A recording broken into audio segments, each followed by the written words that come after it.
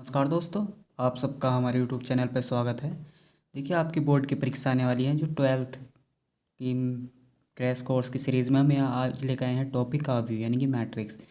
Matrix में हम आपको 4 लेक्चर में पूरी करा देंगे। इसमें जो जो इम्पोर्टेंट टॉपिक हैं सिर्फ हम वही कराएंगे और जो हम कराएंगे उसमें से ही आपको पेपर में देखने को मिल सकता है।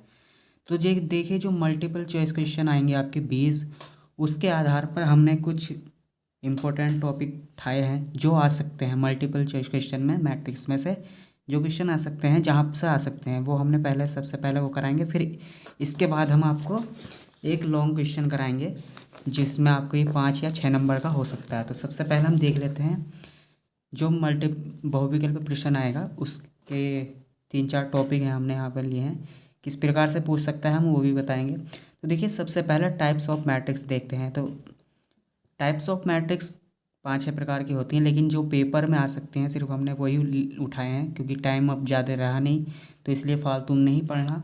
देखिए, स्तंभ आव्यूह यानी कॉलम मैट्रिक्स। तो कॉलम मैट्रिक्स में किस प्रकार से आपका बहुविकल्पीय प्रश्न आ सकता है।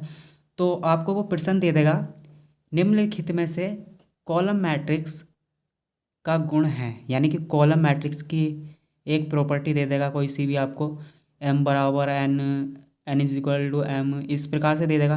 तो सिर्फ आपको यह पूछ लेगा कॉलम मैट्रिक्स में कितने स्तंभ होते हैं।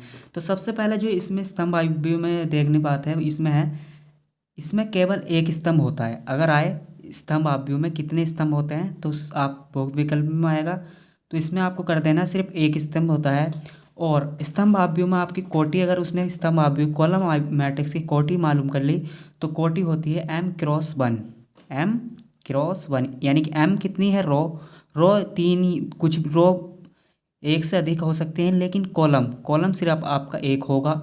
और इसका यहाँ पर हमने एग्जाम्पल दिया है, यहाँ पर देख सकते हैं आप, सिर्फ एक कॉलम है और यहाँ पर 3 रो हैं, 1 2 रो 3 रो, ये रो हो गई और सिर्फ इसमें एक कॉलम है। तो इस प्रकार से स्तंभ आव्यूह हो गया। आगे चलते हैं पंक्ति आव्यूह, क्या होती है, रो मैट्रिक्स इसमें केवल एक पंक्ति होती है। अगर पूछ लिया रो मैट्रिक्स में कितनी पंक्ति होती है, तो इसमें केवल एक पंक्ति होती है और इसका जो ऑर्डर होता है यानी कोटि होती है इसकी 1×n, 1×n, यानी कि एक, इसमें सिर्फ m की वैल्यू यहाँ पर 1 होगी और n यानी कि कॉलम, नंबर ऑफ कॉलम्स, यानी कि स्तंभ आपके यहाँ पर 2 भी हो सकते हैं, 3 भी हो सकते हैं। एग्जाम्पल के तौर पर आप देख सकते हैं यहाँ पर यहाँ सिर्फ एक ही है, क्या है, सिर्फ एक पंक्ति है, लेकिन कॉलम कितने हैं, 1 2 3 4 कॉलम है। इसी प्रकार से इसका ऑर्डर हो गया 1×4। आगे चलते हैं हम वर्ग आव्यूह, स्क्वायर मैट्रिक्स में। स्क्वायर मैट्रिक्स इम्पोर्टेंट है, इससे आप देख के जाना। इसमें क्या होता है, पंक्तियों की संख्या बराबर स्तंभों की संख्या, पंक्तियों की संख्या बराबर, यानी कि जितने रो होती हैं उतने ही कॉलम, यानी कि जितनी पंक्ति उतने ही स्तंभ। तो इसकी कोटि होती है m×n होती है, ऑर्डर होता है और इसमें m=n होता है, यानी कि m=n, number of row is equal to number of column. इसका एग्जाम्पल इस प्रकार से है, ये 2×2 की स्क्वायर मैट्रिक्स है जिसका ऑर्डर क्या है, 2 है।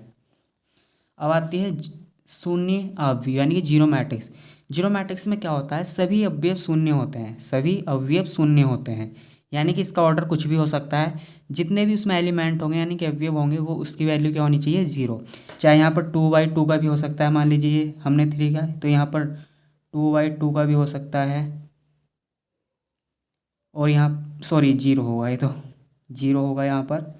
इसी प्रकार से हम यहाँ पर 3/2 का भी ले सकते हैं, यानी कि 3 रो 2 कॉलम, 3 2 1 3 6 5 0 0 0 0 होगा ये। इस प्रकार से हो सकते हैं। अब आगे चलते हैं, देखिए आगे क्या हो, ये क्वेश्चन लेकर आए हम, ये बोर्ड यूपी बोर्ड 2018 का क्वेश्चन है, ये आया हुआ है। तो देखिए, सिर्फ आपको 3 या 4 साल के जो क्वेश्चन आए हुए हैं, जो पेपर में आए हुए हैं, सिर्फ उनको ही सॉल्व करना है। तो देखिए, सबसे ये क्वेश्चन आपके सामने लेकर आए हैं, तो इसमें हम बताएंगे पेपर में किस प्रकार से लिखते हैं ताकि आपके नंबर अच्छे आएँ। तो देखिए, यदि मैंने इस प्रकार से लिखे थे और मेरे मैथ में 92% थे, यानी कि 92 नंबर थे, पता नहीं मेरा 8 नंबर कहाँ कटे, लेकिन मैंने इस प्रकार से लिखा था क्योंकि मेरा एक क्वेश्चन छूट गया था इसलिए मेरे 92 नंबर आए थे, वरना मेरे 100 नंबर आते, क्योंकि 8 नंबर का ही मेरा क्वेश्चन छूटा था वहाँ पर और मेरे नंबर 92 थे। तो इस प्रकार से मैं आपको प्रूफ भी दिखा दूंगा अगर चाहो तो देखिए ये हमारे पास है, यदि ए इक्वल टू, ये हमारे पास ये मैट्रिक्स दी गई है, दर्शाइए कि ए की ये कंडीशन दी गई है कि ए क्यूब -23a -40, यो आई क्या है, आइडेंटिटी मैट्रिक्स इक्वल टू 0। तो यहाँ पर आई क्या होता है, आई सब पता होता है क्या होता है आई, क्योंकि यहाँ पर हमारे 3x3 की मैट्रिक्स है, तो आइडेंटिटी मैट्रिक्स भी हमें 3x3 की लेनी पड़ेगी। 1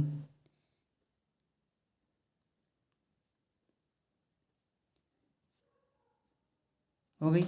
अब ए क्यूब, तो ए क्यूब निकालना है, तो सबसे पहले हमें दिया है, हम इस प्रकार से लिखेंगे, दिया है ए, फिर ए क्यूब से पहले हमें ए स्क्वायर निकालना पड़ेगा। तो ए स्क्वायर, जब हम जानते हैं कि ए स्क्वायर, तो आपको यहाँ पर कॉलम में बंद कर देना है, ताकि परीक्षा जो हमारी नोटबुक चेक करता है उस पर इफेक्ट पड़ेगा ना, हाँ बच्चे ने इस प्रकार से, उसकी नज़र एकदम जाएगी। अगर वो जल्दी में भी होगा तो आप बस इस फॉर्मूला को देख कर, अगर आपकी यहाँ पर कैलकुलेशन में भी गलती है वो आगे चला जाएगा और आपको नंबर दे जाएगा। जैसे ही हम यहाँ पर इसकी मल्टीप्लिकेशन करते हैं, बता देते हैं हम कैसे मल्टीप्लाई होती है। इसमें क्या होता है, इसमें रो बाई कॉलम होती है, यानी कि इस रो की इस कॉलम से, इस रो की इस कॉलम से इस रो की कॉलम वाइज होती है। तो देखिए 1 से करेंगे, प्लस 2 की 3 से करेंगे, प्लस 3 की 4 से करेंगे। इसी प्रकार से अब इसके लिए 1 की 2 से करेंगे, 2 की -2 से करेंगे, फिर इसको सॉल्व कर देंगे, यानी कि रो वाइज कॉलम होती है।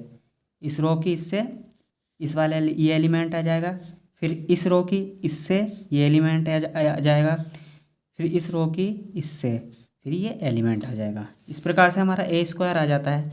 अब हमें निकालना है ए क्यूब, तो ए क्यूब में क्या करना पड़ता है, हमें ए इंटू ए स्क्वायर, ए इंटू ए स्क्वायर ही लिखना है आपको। ए क्यूब में ए इंटू ए स्क्वायर, ए इंटू ए स्क्वायर, क्योंकि क्रम वाइज चलते हैं ना, क्योंकि ए स्क्वायर थोड़ी आ जाएगा, हमें तो पहले ए निकलना पड़ेगा ना, तो ए स्क्वायर के बाद में इसलिए यहाँ पर बाद में रखते हैं। अब यहाँ पर हमने ए स्क्वायर निकाल रखा था ये, और ये ए की वैल्यू हमारे पास थी, तो इस प्रकार से हमने यहाँ ए की क्यूब को सॉल्व कर दिया। अब फाइनली हमने ये फॉर्मूला लिखता है जो हमें दिया गया था यहाँ पर। अब इसमें क्या करना है, सिर्फ अब हमें वैल्यू पुटिंग कर देनी है। वैल्यू पुटिंग करते हैं, देखिए ए क्यूब -23, ए रख दिया यहाँ पर, -40 और आइडेंटिटी मैट्रिक्स। अब क्या करेंगे यहाँ पर, इस -23 माइनस को अंदर ले जाएंगे, तो यहाँ पर प्लस हो जाएगा। मान लीजिए यहाँ से हमने माइनस कॉमन ले लिया, तो माइनस माइनस प्लस, लेकिन यहाँ प्लस माइनस माइनस होता है, तो ये इस प्रकार से टर्म बन जाएगी, और यहाँ से भी हम माइनस कॉमन ले लेंगे अंदर से, तो इस प्रकार से, और 40 के अंदर से मल्टीप्लाई कर देंगे। इस प्रकार से फाइनली हमारा जीरो मैट्रिक्स बन जाएगी। हमें जीरो ही मैट्रिक्स लानी थी। अगर आपको ये वीडियो अच्छी लगी हो तो लाइक कर देना और चैनल को सब्सक्राइब कर लेना। धन्यवाद।